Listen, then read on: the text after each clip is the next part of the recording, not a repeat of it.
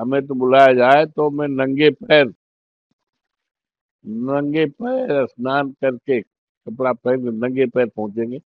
जबकि राम किसी एक के नहीं है। राम तो सबके हैं, हमारे भी हैं, आपके भी हैं। क्या राम इन्हीं के हैं, अवधेश प्रसाद के नहीं है? या अवधेश प्रसाद के लोगों को नहीं है? अवधेश प्रसाद हिंदू हैं, अयोध्या के सांसद। आखिर किस तरह का हिंदुस्तान आप चाहते हो? माननीय प्रधानमंत्री जी, 25 तारीख को मर्यादा पुरुषोत्तम प्रभु श्री राम के मंदिर में आ रहे हैं। मैं उनका अभिनंदन करता हूं, स्वागत करता हूं। और प्रभु श्री राम के नागरिकों को, देवतुल्य जनता को मैं बधाई देता हूं और उनका भी अभिनंदन करता हूं। और आशा करता हूं कि प्रधानमंत्री जी के आने से जो अयोध्या में लोगों के घर उजाड़े गए हैं, उनको फिर से बसाया जाएगा। आशा करता हूं कि जो किसानों की भूमि जमीन करोड़ों की करोड़ियों में ली गई है, उन्हें उचित मुआवजा देने का दरवाजा खुलेगा। और जो बेरोजगार हैं, पढ़े लिखे जवान हैं, बड़ी बड़ी डिग्रियां लिए हैं, जिनकी संख्या लाखों में है, उनके आने से, प्रभु श्री राम के मंदिर में आने से, दर्शन करने से, इन सभी प्रदेशवासी और देशवासियों को सरकारी नौकरी मिलने का दरवाजा और संकल्प लेंगे। और मैं उनका अभिनंदन करता हूँ, स्वागत करता हूँ। यूं तो मुझे नहीं बुलाया गया, जबकि मैं सौभाग्यशाली हूँ, यहीं मैं पैदा हुआ हूँ। और प्रभु श्री राम के मंदिर जब नहीं बना था तो साकेत महाविद्यालय में पढ़ता था, बीए की पढ़ाई पढ़ता था। और सप्ताह में एक आध दिन माता सीता जी के रसोई देखने जाता था। तो मेरा तो लगाव है। और प्रभु की कृपा मेरे ऊपर है, 9 बार के विधायक और 6 बार के मंत्री। और जनपद अयोध्या की जो 54 फैजाबाद सीट है, ये सीट चुनाव के पहले लोगों की निगाहें लगी थी। और आज जब चुनाव हो गया तो पूरे देश और दुनिया में चर्चा है।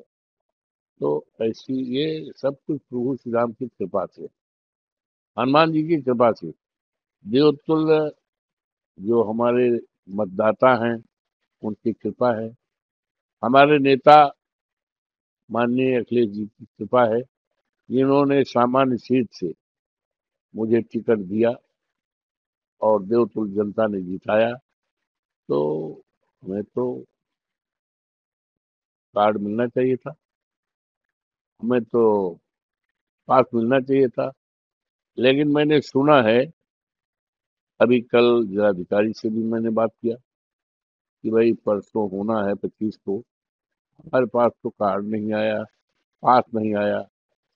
और जबकि हमारा जन्मस्थली है, हमारा संसदीय क्षेत्र है, हम यहीं पैदा हुए हैं।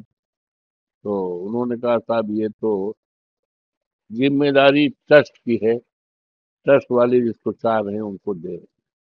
तो ये भी सुना है कि बाहरी लोगों को ज्यादा है और जो यहाँ के लोग हैं और प्रभु श्री राम की जो जनता है, उनको मौका नहीं मिला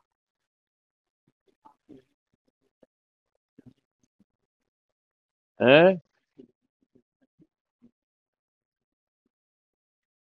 अरे भाई, इच्छा तो क्या, हमें तो बुलाया जाए तो मैं नंगे पैर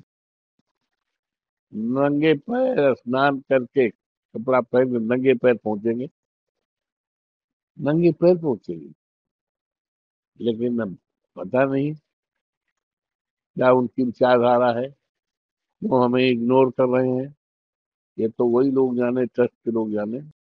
जबकि प्रभु श्री राम सबके हैं, जन जन के हैं, गरीब के हैं, कमजोर के हैं, दलित के हैं, सबके हैं। प्रभु श्री राम में के राज में कभी डिस्टिंक्शन नहीं था, कभी भेदभाव नहीं था, सबको माने। लेकिन पता नहीं क्यों, क्या फीलिंग्स है भाई, क्या विचारधारा भाजपा के लोगों की है, ये तो समाज जानेगा, जान रहा है, या क्षेत्रवासी जान रहे हैं। हम- हमें समझ नहीं आता क्यों नहीं बुलाया। बुलाते या बुलाएंगे तो मैं निश्चित तौर से नंगे पैर जाऊंगा दर्शन को।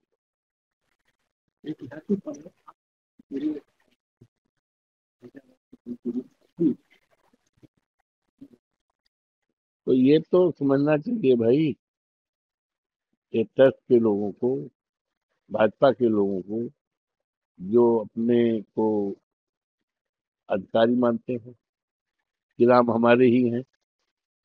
यही तो बात है ना, जो राम पर का अधिकार मानते हैं, ये तो उनकी सोच होनी चाहिए।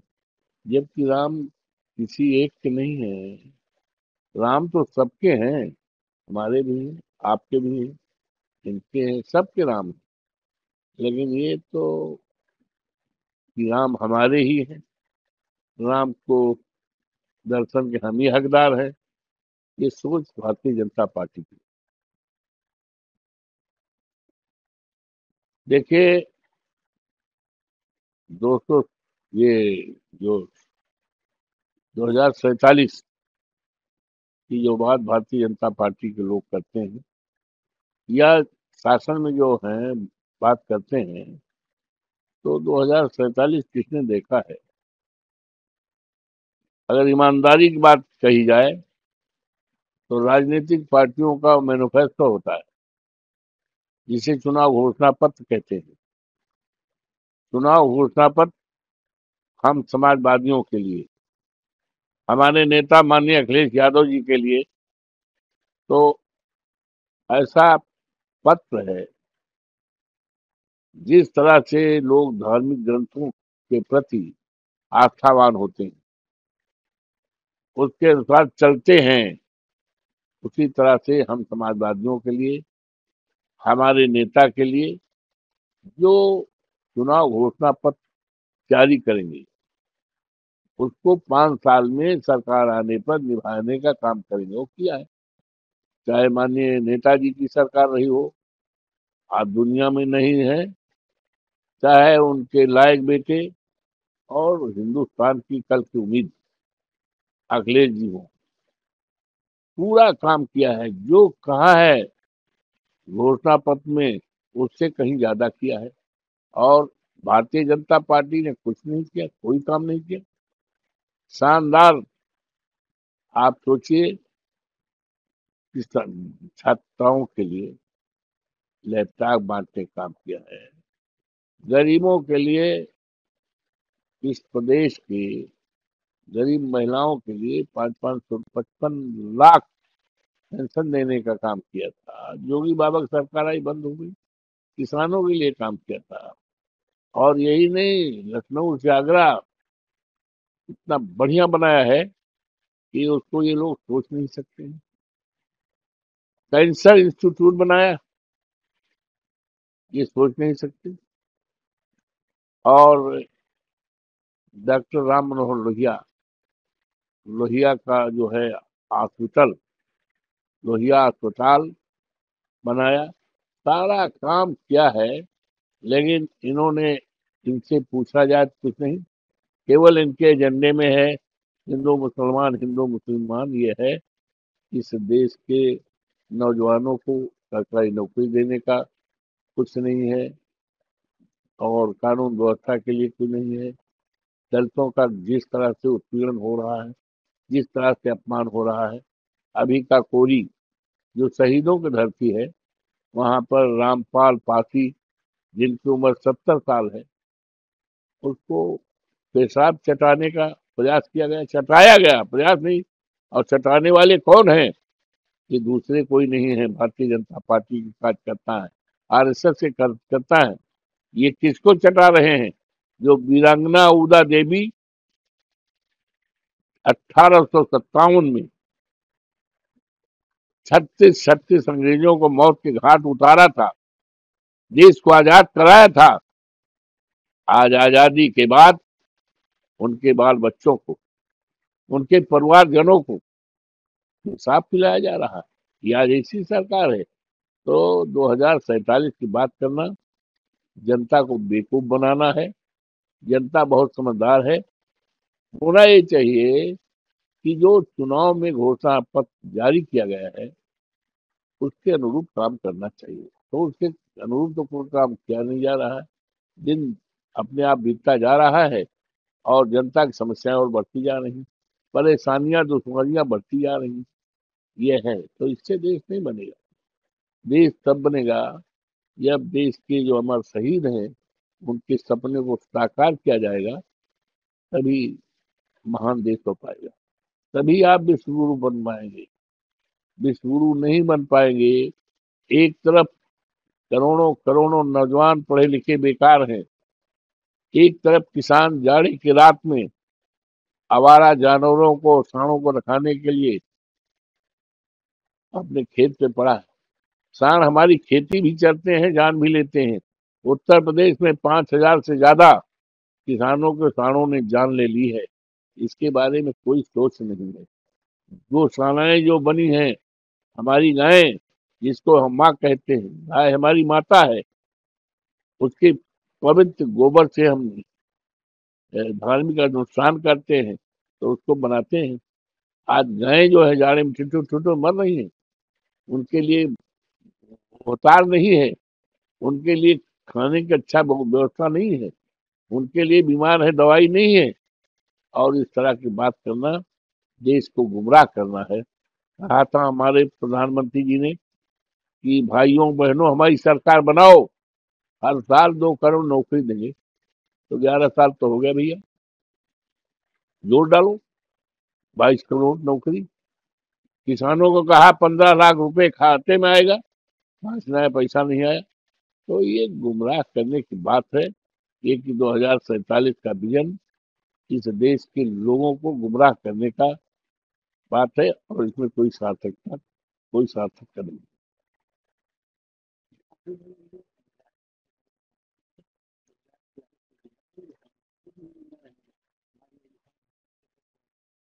है। 2047 किसने देखा भाई? कल किसने देखा है? कल किसने देखा है? कल कौन रहेगा कौन नहीं रहेगा? कल कौन रहेगा कौन नहीं रहेगा? आदमी के एक पल का ठिकाना नहीं है। और ये 2047 का हिसाब किताब बना रहे हैं। ये दुआ स्वप्न है, ये पूरी कल्पना है। इससे देश की गरीबी नहीं दूर होगी, इससे देश का विकास नहीं होगा, इससे देश के नौजवानों को रोजगार और सरकारी नौकरी नहीं मिलेगी, इससे कानून व्यवस्था चाल नहीं होगी। ये तो पूरी कल्पना है, ये जुआ सपना। देखिए है, मैं अपने देश के रक्षा मंत्री जी से सलाह कर देना चाहता हूँ कि चीन ने जो हमारी जमीन हथिया ली है, जो हमारी जमीन थी, उसको पहले लें। तो इधर उधर की बात करें। पहले चीन ने जो हमारी धरती को हथिया ली, हमारी जमीन को हथिया ली, उस पर अधिकार कब्जा कर लिया है, पहले उसको छुड़ा लें, तो इधर उधर की बात करें।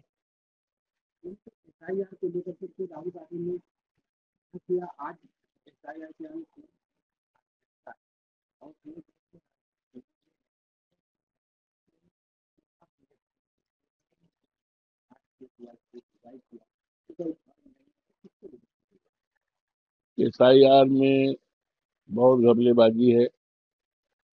तमाम ऐसे बिलों बनाए गए हैं जिनको समझदारी ही नहीं है।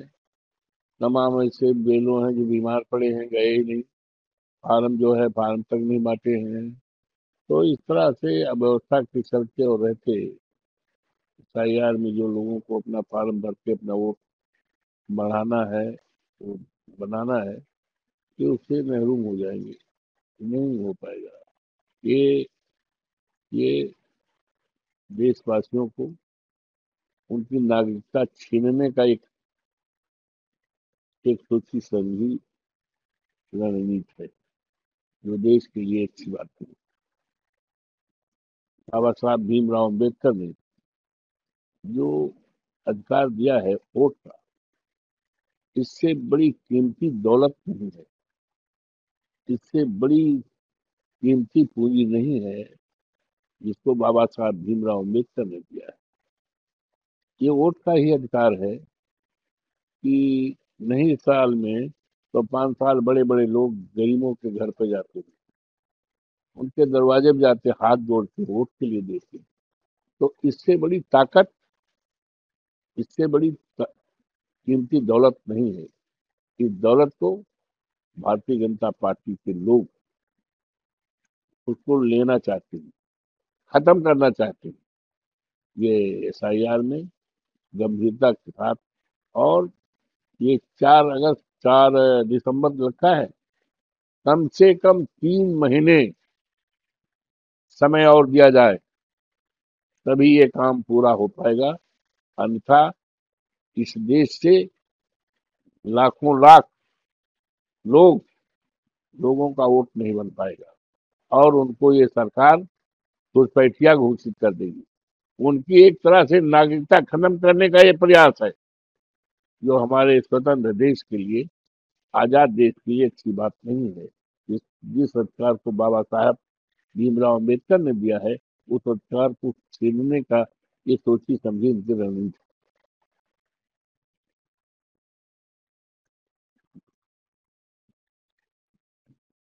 मंदिर पर झंडा फहराना, मैं इसका अभिनंदन करता हूँ, स्वागत करता हूँ, मैं उसका अभिनंदन करता हूँ, स्वागत करता हूँ। और जहाँ तक जिस भारत की कल्पना की गई है, वो भारत के लिए ये कल्पना होनी चाहिए कि करोड़ों करोड़ों नौजवान जो पढ़े लिखे हैं, बेरोजगार हैं, पढ़े लिखे हैं, डिग्रियां जला रहे हैं, उनके लिए रोजगार, सरकारी नौकरी देना।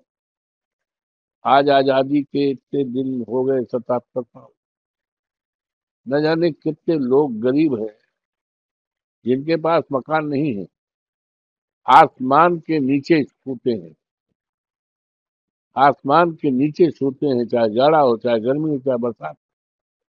आज हमारे देश के लाखों लाख लोग ऐसे हैं, करोड़ों हैं, बीमार हो जाते हैं तो अस्पतालों में उनको दवाई नहीं मिलती है, अस्पतालों में भर्ती नहीं हो पाते हैं, ये कहा जाता है बेड नहीं।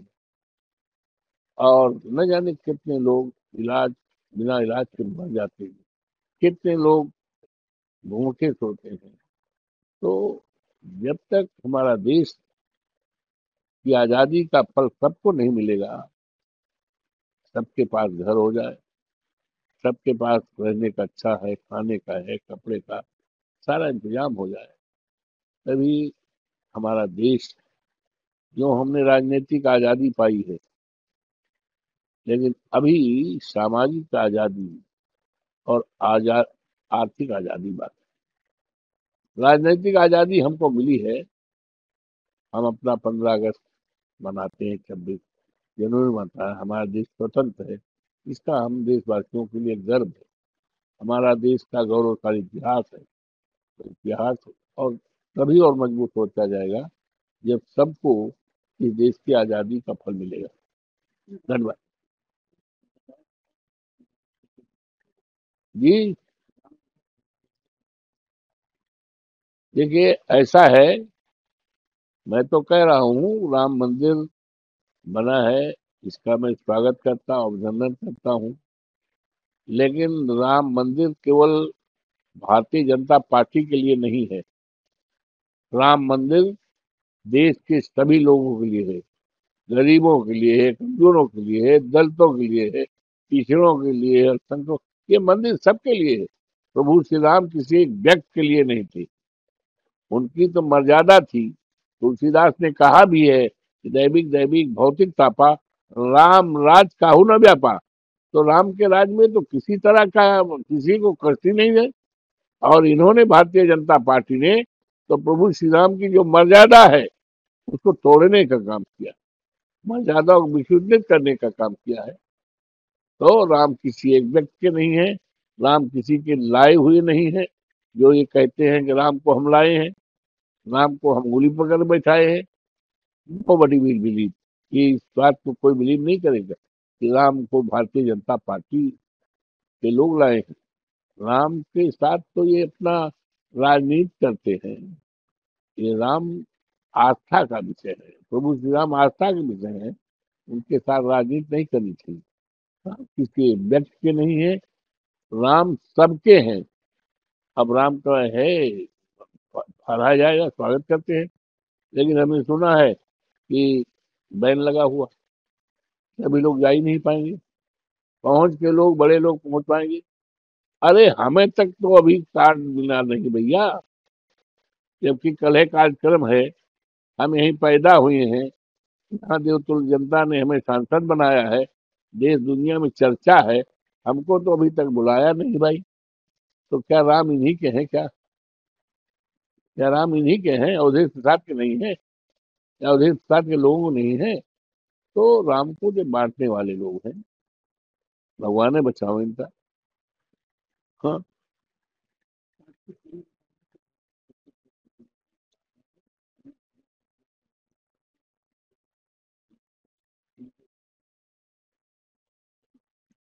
ऐसा है, ये किस तरह का हिंदू राष्ट्र की आप कल्पना करते हो, किस तरह का हिंदू राष्ट्र चाहते हो? आज हमारे देश के प्रधानमंत्री जी हिंदू हैं।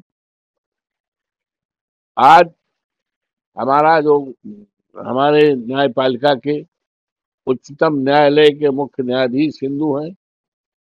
लोकसभा के अध्यक्ष हिंदू हैं। हमारे उत्तर प्रदेश, जो देश के बराबर एक प्रदेश है, उसके मुख्यमंत्री हिंदू हैं। राज्यपाल महोदय हिंदू हैं। नेता प्रतिपक्ष लोकसभा हिंदू हैं। समाजवादी पार्टी के नेता अखिलेश जी हिंदू हैं। अवधेश प्रसाद हिंदू हैं, अयोध्या के सांसद। आखिर किस तरह का हिंदुस्तान आप चाहते हो, किस तरह के हिंदू राष्ट्र चाहते हो? उसका पहले रूपरेखा देना पड़ेगा कि हिंदू राष्ट्र में किसका क्या स्थान होगा, उसका मैप देना पड़ेगा। मैप दो, देश के लोग जाने कि किस तरह का ये हिंदू राष्ट्र चाहते हैं। सारा कारोबार जो है, सब जो है, हिंदू हैं।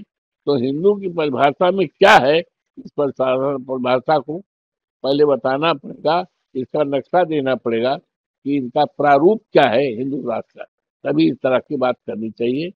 आज सब, और ये देश जो आजादी की लड़ाई लड़ी गई है, उस लड़ाई में सब लोग थे, हिंदू थे, मुसलमान थे, सारे देश ने मिल करके। और हमारे देश की एक एक सूत्र है, अनेकता में एकता। ये बड़ा मजबूत सूत्र है। इस मजबूत सूत्र को भारतीय जनता पार्टी के लोग कमजोर करना चाहते हैं। इससे केवल सूत्र ही नहीं मजबूत होगा, हमारा देश कमजोर होगा।